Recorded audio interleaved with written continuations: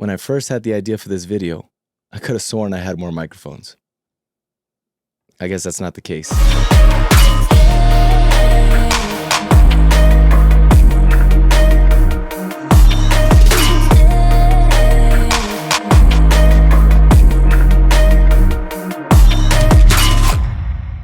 What's up to the Culture Empire? How's everybody feeling today? I want to welcome the new people who are here, and I want to encourage you guys at some point in this video, if you are enjoying the content, make sure you guys hit that like and subscribe button. And for my day ones, don't think I've forgotten about y'all. I want to thank you guys for sticking with me from day one. That's real talk. As you know, I'm Kid Culture, and today for your dose of culture, we're going to be doing a microphone showdown. Well, not really a microphone showdown. This is more for y'all to hear the difference with these microphones on the Rodecaster Pro II. And if you're in the market for a new microphone and you're considering any one of these microphones, hopefully this test can help you guys out into making the decision on which microphone you guys actually prefer with the Rodecaster Pro II. Obviously, you guys can buy these microphones and put them to any audio interface. This is just for the people who had just bought in a new Rodecaster Pro II and are looking to maybe pair it up with one of these higher end microphones. Some of them are even cheap, but again, what it sounds like if you were to do that. I will be showing you what it sounds like without processing, as well as what it sounds like with processing. And again, if you guys are looking into one of these microphones, that might allow you guys to hear potentially the sound that you're looking for when it comes to your podcast or your YouTube channel. Now, I know this is all subjective, so don't allow anyone to tell you, including me, okay? Including me, to tell you what is right and what's wrong for your setup. Only you know what works for your setup. So again, this is subjective. If you enjoy the sound, this is all this is for. This is to help you guys out into obviously making a decision. Granted, my studio is sound treated, so just kind of keep that in mind. But if any of these ones work for your setup or feel like they will work for your setup, that's what this video is for. And remember, everybody's setup is different, therefore everyone's preference is different. And don't you let anyone tell you can't have a preference. That's your God-given right. Sorry, I forgot for a minute, this is a video, this isn't a podcast, and you can actually see me. Obviously, what you guys are hearing right now is the Shure MV7. I do have processing going through it, so eventually, later on in this video, I will let you hear what this sounds like without processing, but for right now, this is the way I process it. And again, if you guys are interested in what this sounds like, or you guys like the way this sounds, let me know in the comments below, and I'll go ahead and post what my settings are on the Rodecaster Pro II. Without further ado, let's get into the first microphone. The first mic I want to take a look at is the Procaster by Rode. This mic has been out for a few years, but is still a great mic for anyone looking to get into podcasting. As I mentioned before, I will be testing out these microphones with and without processing. What you're hearing right now is the microphone without any kind of processing. So this is what it would sound like if you were to just connect it. Go ahead and apply the preset to the Procaster on the Rodecaster Pro II. I know that's a lot of casters in one sentence, but I did go ahead and turn up the dB from 51 to 55 to get a more accurate level for you guys to hear. And I'm going to go ahead and be quiet now so you guys can hear the noise floor of the room. And again, that was with no processing.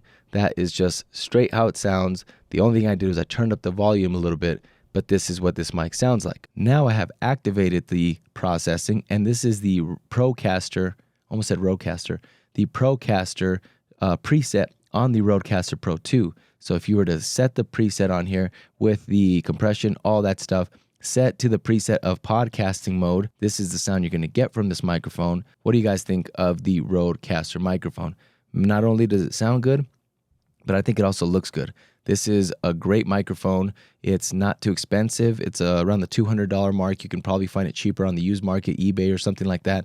But this was actually my first professional microphone, and to this day, I love it. I keep two here in the studio. This is what it looks like. This is what it sounds like. Next, we have the RE320. This is a great sounding microphone. This is actually the little brother to the legendary RE20, which you hear in a lot of radio and broadcast, even podcast settings.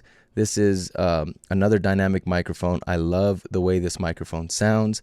It's very full, and I think it's very pleasant on my voice. This isn't for everyone, obviously, but this is what you're going to get. This is the sound you're going to get from this microphone with no processing. So I'm going to go ahead and be quiet so you guys can hear the noise floor from the room and the microphone now.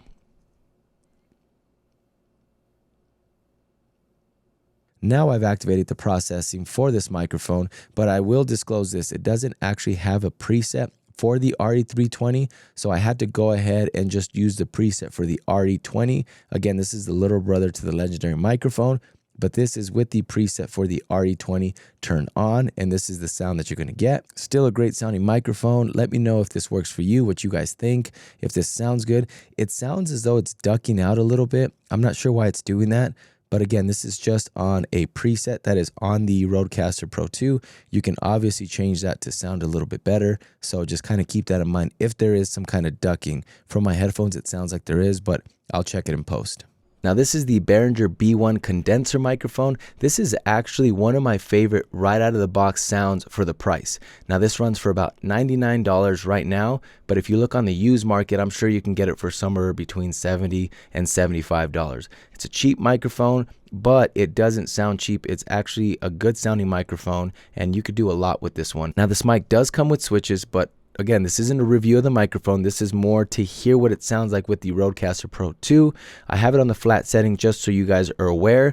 But again, you guys want to check this mic out, you guys can go ahead and do that. But this is unprocessed. This is what you're going to get. Now for the quiet part. Now I've activated the preset on the Rodecaster Pro II for condenser microphone. Obviously, there's not going to be a B1 preset in here, so I'm not going to be able to, one for one do that, but there is a condenser preset that you can activate on here. This is what you're hearing. This is what it sounds like. So do you guys enjoy it? What do you guys think? One thing to keep in mind with these condenser microphones, it's very easy to crank up the what's called sparkle, which is the higher frequencies, and that will give you a higher end. And some people really enjoy that sound. Sibilances are very prominent or very present in those higher frequencies. I'm not really a big fan of that, so I usually crank it down. So be careful if you are using any kind of condenser microphone, even if you're not using it with the Rodecaster Pro II, because even when you crank up those higher frequencies, you can introduce unwanted noise or static, and it just doesn't sound good. You can speak a little further out. Again, this is with processing. I'm stepping back. I like to speak closer because it gives it warmth. But again, this is the sound you're going to get. I really enjoy this microphone for the price. So if you're looking for a cheap microphone that can get you started, I highly, highly, highly recommend the Behringer B1. Next is the video mic, the NTG1. Now this is the original. This is the OG. This is the first NTG video mic that came out. And as you can see, this is my go-to video mic. Now, there's been newer ones that have come out. I think they're all the way to 5 or 4 or something like that. This is a perfect example of why you don't need to get caught up in buying the newest or latest and greatest sound. Because again, this is older and it still sounds very good. So make sure you guys are really doing your research when you guys are looking to buy microphones, because you don't need to spend a lot of money on something when something like this can, ultimately fulfill your needs or can be good for your setup. Now, I'm not sure what this goes for right now. I'm sure in the used market, you could probably get it from somewhere between $100 to $150. So I'd really look into that so you're not spending $400, $500, $600 on a video microphone. I do recommend getting it if you can get your hands on this. Obviously, if you want to get your hands on a new one, you can if the price is right for you. But again, this is just a review for you guys and a humble example for you guys to see that I'm still using an older microphone for my videos, and I enjoy how this sounds. Now tell me if you guys enjoy how it sounds. Not sure, but again, right now, we're going to do the quiet thing. All right, so this is with the processing on. As you can tell, I hit a plosive because I put it in front of my mouth. I did not mean to do that, but this one again does not have a designated preset in here. I went ahead and used the preset that is for the NT1A because I enjoy the sound of that, and I cranked up the volume a little bit, but now I'm going to go ahead and move it down. Now I have it on the tabletop, and as you can see, it still probably sounds good. Again, I'm not going to be able to check it out until I get to post, but to me, it sounds good. A lot of what you're supposed to do is either put it right to your mouth or move it to your chest, because that's where the fullest of sounds are. You could use this for podcasting. Do you guys enjoy the sound? There's some people that actually use this because this is easier. I like to put it on the side of my mouth. And again, I like to get closer because I like the warmth of the microphone. What do you think? Skinny, it's kind of low profile. Do you guys enjoy the sound? Do you guys enjoy the look? What do you guys think? Now, for those of you guys who like the handheld, currently I'm using the Sennheiser 835E.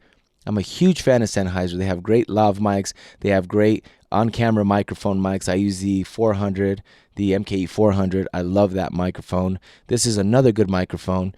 I know the last test I did was the NTG1 video mic. If you guys have a bigger budget and you guys are looking to get into a nice video mic, Sennheiser has some good ones. Again, they're a little pricey, so I don't think you need to get caught up on all that latest and greatest stuff. I think you can do with a microphone like the NTG1. And if you guys are looking to start a podcast, if you don't care about visuals and all you care about sound, this is a darker sounding microphone. But again, you can tweak it in post. You can tweak it however you want to do it and get it to how you want to sound. But this is less than $100. So if you guys are looking for a microphone to start a podcast with, dynamic, tell me what your thoughts are on this. There's other ones out there like the SM58, but this one is the competitor Sennheiser brand, of course. And so this is what it sounds like. I'm going to go ahead and be quiet so you guys can hear the noise. All right, now I have the processing on. I don't know if you guys can hear how much brighter it is, how much, better it sounds, but this is what it sounds like when you turn processing on. There is no preset on here for this microphone because this is not a Rode branded microphone. Granted, they do have some Shure stuff, but they're not going to have this one. This isn't one of your popular microphones that they're going to go ahead and put on here, but this is what it sounds like on the generic dynamic setting.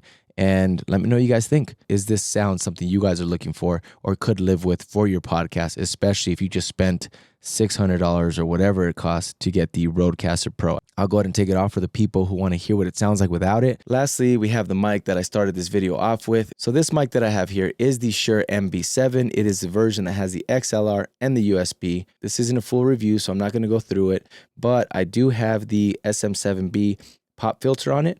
And that's only because I love the aesthetics and I also love how it protects it from plosives.